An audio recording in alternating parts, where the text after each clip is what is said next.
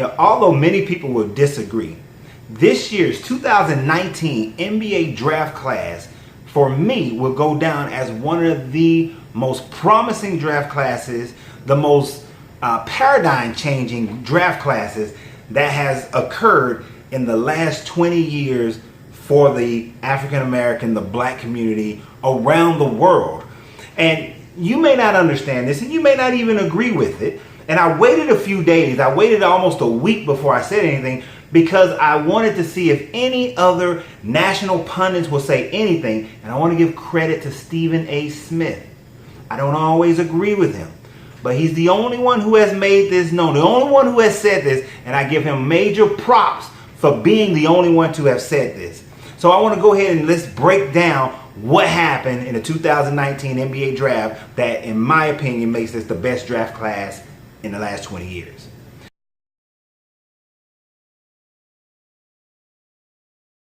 So what's up, everybody? How you doing? This is your Coach Renz, and I want to thank you for taking this opportunity to spend this time with me. We talk about the whole 360 degrees of life on this channel. We talk about your relationships, your spirituality, your finances, and your health, and everything that is all encompassing. So if you find me for the first time, hit that subscribe button, hit that bell icon on YouTube so that you can get notifications, and follow me on Facebook. And all my patrons, I really appreciate you guys. Now, as you see, I'm a Hawks fan. I am true Atlanta all day long. And I want to first say that Atlanta, whoo, we had a great draft. We had a great draft. And I love what Atlanta did in the draft. But that's not what I'm talking about. That is not what made this the best draft class in the last 20 plus years. What made this the best draft class in the last 20 plus years is two things. One, and this is an easy one. This is an easy one. And this is very debatable as well. This draft class, at least the top 10 picks, and I'm focusing in on the top 10 picks, showed more emotional connection to the sport than I've seen in a long time. Showed more commitment to what the sport means to them in a long time. You saw many guys up there crying or able to talk but holding it back. Like Ja Morant did a great job holding the tears back. You saw a lot of that going on. And it was just, you can tell these kids are committed to the game of basketball, not just the game of the NBA, not just the game of the association, the game of the contract, the game of, making all the money and that sort of thing, but they seem to have a true love for the game, which could only make the sport better, only makes the association better, only makes the fans' appreciation over the next 10, 12 years of these guys growing into the leaders of this of the NBA. It only makes it a better product all around and make the experience better. So first I want to say that's one thing. It's one thing that I love. You saw the crying, you saw the tears. But there's another aspect that brought the crying, that brought the tears, that brought the emotion. And this is the part I want to center on. This NBA draft class was all about those fathers. Was all about those fathers. You saw, even though Zion talked mostly about his mom, in preceding interviews and in after interviews, he also talked about his stepdad and their involvement. This draft class was about fathers and dual parenthood. Now, no disrespect to the mothers, they lay it down. But usually over the last 20 years, what we've seen is thanks to my mom. And ladies, you've done a great job. But what we saw is a breaking of the stigma that black men are not in their children's lives, that black men are not instrumental, and that black couples don't stay together. You saw plenty of couples there who have two-parent households. These kids grew up in two-parent households. You saw plenty of them. You saw R.J. Barrett can't bring himself to speak. So his father spoke with him. His father was there with him. You saw when Zion got up, his stepfather was there with him. You saw when Ja Morant talking about his father and his involvement in his life. There was another young man, I can't remember his name. He was talking about how his father had gave up his dream. That might be Ja Morant, but talked about how his father gave up his dream, while another one talked about how his father had passed on, like transitioned 2 years prior. You saw where even the young man of mixed race, I think is from Australia, his mother passed, but his father was still there. You saw Rui. You saw his Asian family, but you saw his black father was right there with him. You saw fatherhood in this draft. You saw what dual parenthood does for children in this draft. You saw parents sacrificing for the betterment of their children. Now I know, just as Stephen A. Smith said, we have stigmatisms. Some of it justly deserved, some of it placed into our lives and our systems, some of it a blow up of the media. Now just today, I saw a young black man with his child in downtown Atlanta. And I came up to him and I said, hey man, I love seeing you with your kid. He was like, hey, we got to do what we got to do. His mom is at work. She works during the day. I work at night. But the beauty of it is that the stigmatism wasn't there. The small baby wasn't running around with his hair looking crazy. Wasn't running around in just diapers and no clothes. You know, the father he done got up. Now maybe the mother did the hair, I don't know, but maybe the father did the hair. But the father got the child dressed and dressed appropriately, matching and ironed, the whole deal. And I've seen this over and over again. I see these young men, 20 years old, 30 years old, with their children, raising their children, being integral to the lives of their children. Now, where did this lost generation come from? Where did this loss of fatherhood and the stigma come from, though? In and around the 60s and 70s and throughout the 80s, you had situations that pushed the black father out of the household. You had it where the government said that, hey, if you want welfare, if you want food stamps, if you want this government housing, you can't have a man in that house with you. You can't have two parents in that house with you.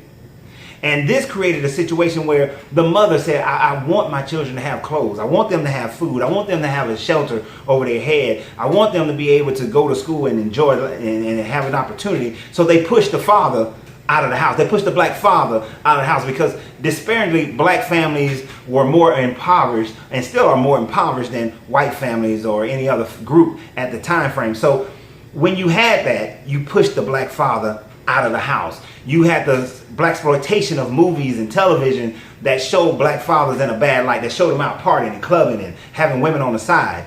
And people began to emulate this. And although some did, this is the personification that we saw in the media. This is the personification we saw in movies. So this is what we got.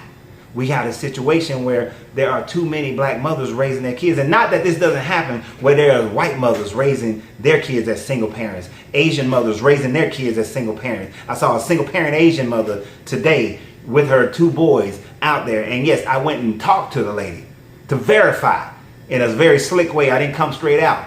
But in a very slick way, just having a conversation, she admitted that the father's not in the picture. He's around, he's alive, but he's not in the picture. So this is not just something that happens in the black family, but we know there's a stigmatism towards the black man and the black family. But what this draft showed is that there's been a turnaround, there's been a paradigm shift. And here it is, it doesn't happen overnight. It didn't happen overnight. Zion talked about how his stepfather has been there since he was a smaller young man. These other gentlemen, their father had to have been there for over 18 years in order for them to be 18, 19, 20 years old and being drafted in the NBA. To give all that sacrifice had to happen over a decade, almost 2 decades in order for it to happen. So it's not a new thing that just happened. But what we saw was it being personified in this draft. Being personified in this draft. And my question is the media going to allow for that? Is the media going to allow for that? And if the media don't like it, they can kiss it where the sun don't shine. Just like Stephen A. Smith said, they can kiss his you know what. Because the fact of the matter is, we know that there are energies out there, forces out there, people out there who want to keep us down and keep us separated. And in order to do that, in order to make sure that you give white people an enemy, you have to create the black enemy. You want to give Asians an enemy, you have to create the brown enemy. You have to create an enemy if you want to keep groups down and you want to maintain on top. You know, you want to set up situations that don't allow for family structures to grow. I was seeing a commercial, and I can't remember exactly what the commercial was, but they showed families, they showed people, they showed them all, you know, the white family running and playing. They showed the Asian family together having dinner. They showed the Spanish family doing all these great things together. But then when they showed the black people, they showed 2 lesbian black women. Nothing, and I'm not going out against the lesbian community, but it was just so odd that everybody else showed the basic family structure with children. But then when they showed the love, they showed 2 lesbian women with no children.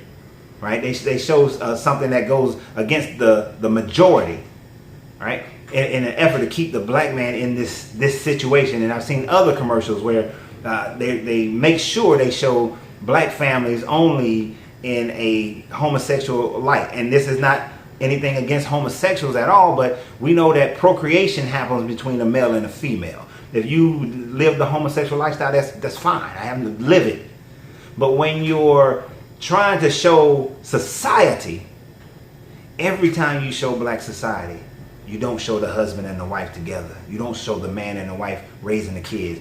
You'll show them in mixed relationships. You'll show the black young man going to jail. You'll show, the black old man living on the street. You'll show the negative imagery at all costs. But the NBA draft couldn't be stopped. These young men were going to get drafted. You couldn't keep their fathers out of the picture. You couldn't keep the fact that the paradigm is different. You see, if you got these black men in their kids' lives, you got other black men in their kids' lives. You got black men all over the planet in their children's lives. Even for the ones that have divorced, they are still there. Me and my kid's mom, we were married for 17 years, but we put everything aside to make sure we're raising our children. We put everything aside to make sure that they had a better opportunity, but no one will personify that. You won't see that. We just had a conversation last night for about an hour and a half discussing our son's next steps, his next move, his next movement. We just had an hour and a half, and it was a good conversation. And we've always had good conversations about that.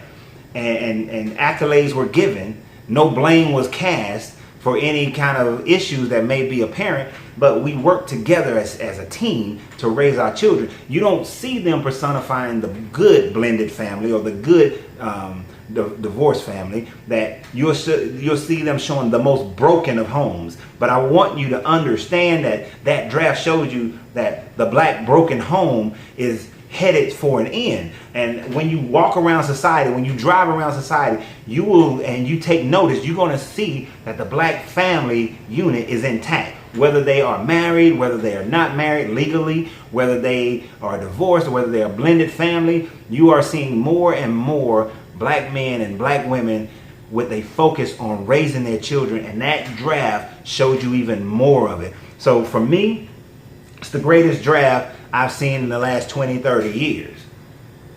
Nothing to do with talent of the player, but it's the talent of the family. The talent of that mother, the talent of that father doing what's necessary in order to raise strong black men. I love that draft, and I hope you guys recognize that, because nobody else in the media is talking about it. ESPN, they're not going to talk about that. They'll talk about them being emotional and crying, but they're not going to talk about those fathers. So they're not going to talk about those things. Only Stephen A. Smith's the only person I heard.